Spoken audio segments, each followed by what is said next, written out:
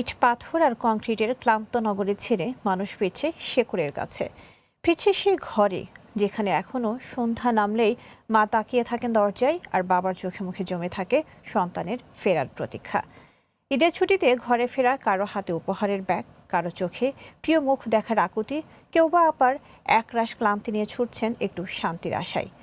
ঈদ উৎসব উপলক্ষে ভালোবাসা, অপেক্ষার পুনর্মিলনের সেই চিরচেনা গল্প এই যে মিতুর রিপোর্টে।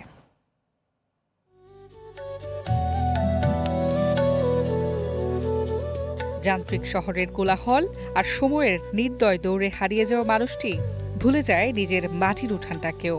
তবুও ঈদ এলেই বুকের গভীরে জেগে ওঠে এক অদ্ভুত শেকড়ের টান, নিজের মাটি, মানুষের কাছে ফিরে যাওয়ার টান।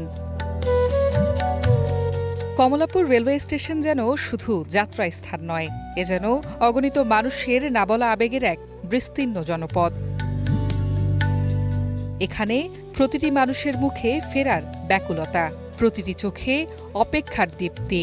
কেউ ফিরছে মায়ের আঁচলের গন্ধে নিজেকে জড়াতে, কেউ ফিরছে বাবার সঙ্গে ঈদের নামাজটুকু পড়তে, কেউ বা বহুদিন পর গ্রামের সেই চিরচেনা পথটায় আবার হাঁটতে। গ্রাম আমাদের শিকড়, সেক্ষেত্রে দেখা যায় দুইটা রোজার ঈদ না হলে কোরবানি ঈদে আমাদের যেতেই হয়। গ্রামে সবার সাথে ঈদ করব, আনন্দ করব, ছেলে মেয়ে নিয়ে যাচ্ছি। গ্রামে অনেক কাজিন আছে, এবার যেহেতু ফুল ফ্যামিলি যাচ্ছি তার জন্য আরো ভালো লাগতেছে। ট্রেন ছাড়ার বাঁশি বাজতেই ব্যস্ত নগরের ধূসর দেওয়ালগুলো যেন পিছিয়ে যেতে থাকে। জানালার ওপাশে ফেলে আসে কংক্রিটের ক্লান্ত বিকেল, আর সামনেই খুলে যায় সবুজে মোড়া শৈশবের দরজা।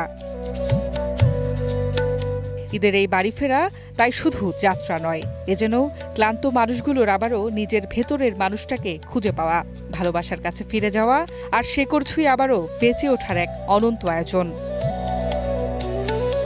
এই যে মিতু, গ্রিন নিউজ, ঢাকা।